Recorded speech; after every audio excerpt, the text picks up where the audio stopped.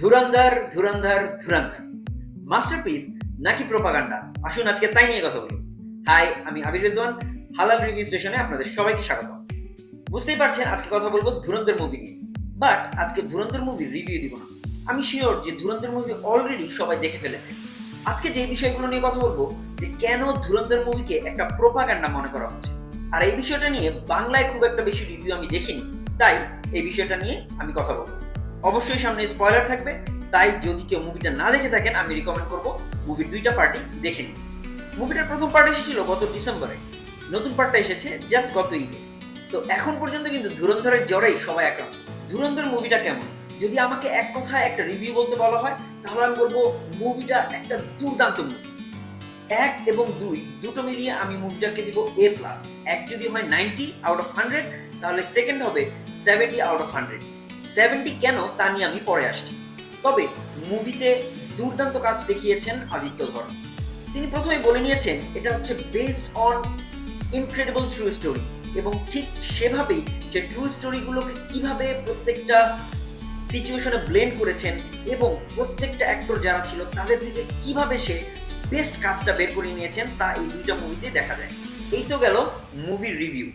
যদি আমি মুভির প্রোপাগান্ডা নিয়ে কথা বলি, এক নাম্বার বের হওয়ার পরে খুব একটা বেশি প্রোপাগান্ডা নিয়ে কথা বলার সুযোগ পায়নি মানুষ। যদিও এখানে ট্রু স্টোরির উপরে বানানো হয়েছে এবং ট্রু স্টোরি ঘাটতে গিয়ে সবাই দেখেছে যে হ্যাঁ, এই ক্যারেক্টারগুলো সত্যি ছিল, এই ক্যারেক্টারগুলোর মৃত্যু এভাবে হয়েছে। সো এর মধ্যে ডিরেক্টর তার ক্রিয়েটিভ লিবার্টি ইউজ করে নায়ককে কিভাবে প্লেস করে দিয়েছে এবং সেখানে ইন্ডিয়াকে কিভাবে হিরোইক ভাবে প্রেজেন্ট করা হয়েছে, সেটা নিয়েছিল ফার্স্ট পার্ট। এখন আসি সেকেন্ড পার্টে। সেকেন্ড পার্টে কেন আমি 70/100 দিচ্ছি। সেকেন্ড পার্টের মেকিংও দুর্দান্ত হয়েছে। অ্যাকশন সিকোয়েন্স গুলো খুব দুর্দান্ত কোরিওগ্রাফ করা হয়েছে।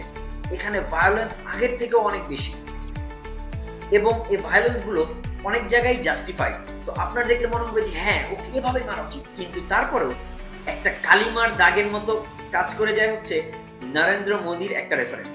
মুভিতে একটা ছোট্ট পার্ট হলেও নরেন্দ্র মোদীর উল্লেখ করা হয়েছে, এবং ডিরেক্টলি এখানে ক্রিয়েটিভ লিবার্টি নিয়ে তাকে অন্য নামে বা অন্য কোনো ক্যারেক্টারের মাধ্যমে প্রকাশ করা হয়নি, তাকে নরেন্দ্র মোদীর ক্যারেক্টারই মাধ্যমেই দেখানো হয়েছে। দেখানো হয় যে নরেন্দ্র মোদী ইন্ডিয়ার প্রধানমন্ত্রী নির্বাচিত হওয়ার পরে, মানে বিজেপি নির্বাচনে জেতার পরে, পাকিস্তানের জঙ্গি সংগঠনগুলো ISI সবাই খুব নড়েচড়ে বসে এবং সবাই খুব বিপর্যস্ত হয়ে পড়ে। তো এখানে ছোট্ট করে দেখানো হলেও নরেন্দ্র মোদীকে একদম হিরোইক ভাবে দেখানো হয়েছে, যেখানে রণবীর সিং সেই 2000-এর প্রথম দিক থেকে শুরু করে ছদ্মবেশে পাকিস্তানের থেকে সন্ত্রাসী জঙ্গি সংগঠনগুলোর ভিতরে, সন্ত্রাসী দলগুলোর ভিতরে ইনফিল্ট্রেট করে সে ওদেরকে খতম করছে এবং ইন্ডিয়াকে গুরুত্বপূর্ণ তথ্য দিয়ে হেল্প করছে। সেখানে নায়কের সব হিরোইজম যেন এক মোমেন্টে একদম বিলীন হয়ে যায় নরেন্দ্র মোদীর একটু ছোট্ট রেফারেন্সের কাছে। একটা ছোট্ট উদাহরণ দিই, যেখানে পাকিস্তান প্রায় 64,000 কোটি টাকার একটা ফেক কারেন্সির ডিল করার চেষ্টা করে, তাও আবার দাউদ ইব্রাহিমের আদেশে। এত বড় একটা ডিলের নিউজ রণবীর সিং ইন্ডিয়ার ইন্টেলিজেন্সকে জানিয়ে দেয়।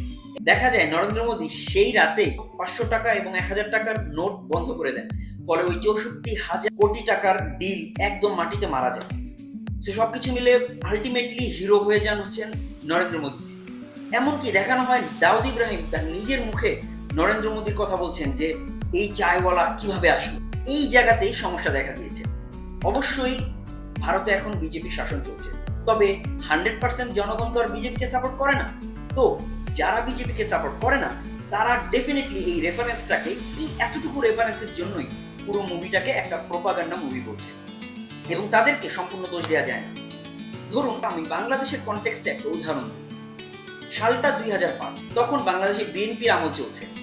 বিএনপি ক্ষমতায় এসে যে কাজটা করলো, তারা একটা ন্যারেটিভ সেট করার চেষ্টা করলো, যা অনেকদিন ধরে জেনে আসা আমাদের জ্ঞানকে সম্পূর্ণই বিলুপ্ত করার চেষ্টা করা হলো। কিভাবে?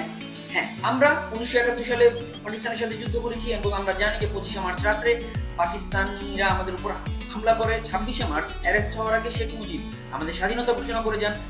বিএনপি যে কাজটা করে, বিএনপি ক্ষমতায় এসেই এই ন্যারেটিভটা চেঞ্জ করার চেষ্টা করে। তারা বলে শেখ মুজিব স্বাধীনতার ঘোষণা না দিয়ে পালিয়ে যান, এবং স্বাধীনতার ঘোষণা দেন তখন মেজর জিয়াউর রহমান, এবং এই ব্যাপারটাকে তারা শুধু বইয়েই নয়, তারা নাটক, সিনেমা সবকিছুর মধ্যেই স্থাপন করার চেষ্টা করে এবং আমাদের মাথার মধ্যে স্থাপন করার চেষ্টা করে যে হ্যাঁ, জিয়াউর রহমান হচ্ছেন আমাদের স্বাধীনতার ঘোষক।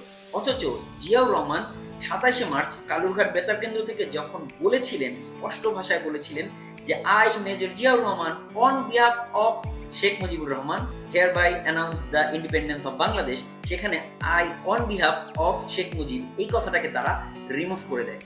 এটা হচ্ছে প্রপার প্রোপাগান্ডা। যারা বিএনপি সাপোর্ট করে না তারা এই ব্যাপারটা নিয়ে খুবই বিরক্ত ছিল এবং খুবই রাগান্বিত ছিল। এমনকি যারা বিএনপি করে তারাও এই ন্যারেটিভ চেঞ্জের ব্যাপারটা নিয়ে খুবই বিরক্ত ছিল। ওইটা ছিল প্রপার প্রোপাগান্ডা। এখানে নরেন্দ্র মোদীর যে বিষয়টা ধুরন্ধরের মধ্যে দেখানো হয়েছে তা কি সম্পূর্ণ মিথ্যা? না, নরেন্দ্র মোদী অবশ্যই নোট বাতিল করেছেন এবং সেটার কারণে যদি পাকিস্তানের বা আইএসআই এর বা জঙ্গি কোনো সংগঠনের এরকম কোনো ডিল বন্ধ হয়ে থাকে, অবশ্যই সেটা হতে পারে। কিন্তু যারা বিজেপি করে না তাদের জন্য এই ব্যাপারটাকে, নরেন্দ্র মোদীকে একটা সিনেমার মাধ্যমে, one of the biggest cinema in Bollywood history, সেখানে যখন তাকে এইভাবে হিরো হিসেবে দেখানো হবে তখন তাদের কাছে অবভিয়াসলি ব্যাপারটা ভালো লাগবে। কিন্তু যে বিষয়টা আমার কিছুটা বিরক্তির উদ্রেক করেছে তা হচ্ছে মুভিতে একটি অপমানজনকভাবে বাংলাদেশের উল্লেখ। হ্যাঁ, কিভাবে উল্লেখটা করা হয়েছে এখানে স্পয়লার রয়েছে, বলে দিচ্ছি। অর্জুন রামপাল, যিনি মেজর ইকবালের চরিত্রে অভিনয় করেছেন, তার বাবাকে দেখানো হয়েছে একজন ব্রিগেডিয়ার, একজন রিটায়ার্ড ব্রিগেডিয়ার হিসেবে, যে 1971 সালে পাকিস্তানের হয়ে পূর্ব পাকিস্তান অর্থাৎ বর্তমান বাংলাদেশের সাথে যুদ্ধ ছিল। সে মেজর ইকবালকে দুই চোখে দেখতে পারে না, মানে তার নিজের ছেলেকে, এবং সে মেজর ইকবালকে সব সময় অপমান করে যায়। একদিন এই অপমান করতে গিয়ে সে বলে যে বাংলাদেশের যুদ্ধের সময়, 71 যুদ্ধের সময় আমি হাজার হাজার মেয়েকে ধর্ষণ করেছি এবং হাজার হাজার আমার ভিডিও থেকে হাজার হাজার সন্তান এখন বাংলাদেশে ঘুরে বেড়াচ্ছে। সেখান থেকে যদি আমি একটা ছেলেকে তুলে এনেও মানুষ করতাম, তারাও তোর মতো নিকম্মা হতো না। এইখানে বাংলাদেশকে চরমভাবে একটা অপমান করা হয়েছে। হ্যাঁ, পাকিস্তানি হানাদাররা কি 1971 সালে বাংলাদেশের নারীদেরকে অত্যাচার করেনি, ধর্ষণ করেনি? অবশ্যই করেছে। অনেক ওয়ার চাইল্ড কি হয়নি? হ্যাঁ, অনেকে অবশ্যই হয়েছে। কিন্তু তাই বলে এরকম বড় একটা মুভিতে যারা এই পুরো যুদ্ধটা সম্পর্কে জানে না তাদের সামনে এভাবে এইটা রেফারেন্স দান করা, যেখানে তারা আর কিছুই বুঝবে না, তারা শুধুই বুঝবে যে হ্যাঁ, ব্রিগেডিয়ার বাংলাদেশের অনেক মহিলাদেরকে ধর্ষণ করেছে এবং সেখান থেকে অনেক বাচ্চা বের হয়েছে। হোয়াট কাইন্ড অফ রেফারেন্স ওয়াজ ইট? শুধু এই মুভি নয়, আপনারা যদি ইন্ডিয়ার যুদ্ধর বেস মুভিগুলো দেখে থাকেন তাহলে দেখবেন যে সব মুভিতে তারা 1971 যুদ্ধকে নিজেদের যুদ্ধ বলে, ভারত পাকিস্তান যুদ্ধ বলে, বাংলাদেশ পাকিস্তান যুদ্ধ বলে না। তারা বলে যে তাদের যুদ্ধের মাধ্যমে বাংলাদেশের সৃষ্টি হয়েছিল। সেখানে আমরা এই কথা শুনলে কিছুটা হলেও মনক্ষুণ্ণ হই, কিছুটা হলেও কষ্ট হই। রক্ত তো আমরা দিয়েছি, আমরা কষ্ট করেছি, আমরা যুদ্ধ করেছি, আমাদের মানুষ শহীদ হয়েছে।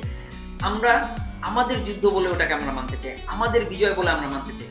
আমরা 16 ডিসেম্বরকে বিজয় দিবস হিসেবে আমরা পালন করতে চাই না। আমরা আমাদের বাংলাদেশিদের বিজয় দিবস হিসেবে আমরা ওটাকে মনে করি। 26শে মার্চকে আমাদের স্বাধীনতা দিবস আমরা মনে করি। সেখানে তারা যখন তাদের বিভিন্ন মুভিতে এরকম অপমানজনক রেফারেন্স দিয়ে আমাদের 71-এর আমাদের অবদানকে তারা ছোট করে দেখায়, তখন কিছুটা হলেও খারাপ লাগে। এবং এই মুভিতে বারবার মেজর ইকবালের বাবার এই রেফারেন্স আমাকে খুবই বিরক্তির উদ্রেক করেছে। তবে মুভি হিসেবে মেকিং এর দিক থেকে এই মুভিটা দুর্দান্ত, একদম ওয়ার্ল্ড ক্লাস। বলিউড এতদিনে একটা হলিউড লেভেলের কাজ করেছে এবং ধুরন্ধর 2-তে এরকম নরেন্দ্র মোদীর রেফারেন্স এবং আরো কিছু ভুল মিলে ধুরন্ধরকে একটা প্রোপাগান্ডা মুভি অনেকে বলতে পারে। তবে আমি সম্পূর্ণ এটাকে প্রোপাগান্ডা মুভি বলবো না। বাট হ্যাঁ, বিজেপির এখনকার সরকার চলছে, এখন আপনি গত আওয়ামী লীগ সরকারের সময়ে যেই মুভিগুলোতে আওয়ামী লীগের রেফারেন্স দেওয়া হয়েছে, বঙ্গবন্ধুকে খুব বড় করে দেখানো হয়েছে, শেখ হাসিনার চরিত্রে অভিনয় করেছেন কেউ, সেই মুভিগুলোকে খুব কাল্ট ক্লাসিক বলা হচ্ছিল, খুব বাহাবা দেওয়া হচ্ছিল, কারণ হচ্ছে ওই সরকারকে প্রেজেন্ট করা হচ্ছিল। কিন্তু যেই ওই সরকারের পতন হয়েছে, ওই তারকাগুলোকে, ওই মুভিগুলোকে খুব বাজেভাবে নাজেহাল করা হচ্ছে এবং ওই তারকাগুলোকেও নাজেহাল করা হচ্ছে। ঠিক তেমনই কিছু ঘটবে কিনা যদি বিজেপির পতন ঘটে আদিত্য ধার কিংবা রণবীর সিং এর বেলায়, সেই বিষয়টা নিয়েও কিন্তু সামনে কথা হবে। যদি ধুরন্ধর দেখে থাকেন এবং ধুরন্ধর আপনাদের কাছে কেমন লাগলো, এটাকে কি মাস্টারপিস মনে হয়েছে নাকি আপনার কাছেও এটাকে প্রোপাগান্ডা মনে হয়েছে, কমেন্ট সেকশনে জানাবেন। এই চ্যানেল নতুন হয়ে থাকলে সাবস্ক্রাইব করতে ভুলবেন না। সামনে আরো কোনো মুভি নিয়ে, অনেক কথা নিয়ে হাজির হব। টাটা।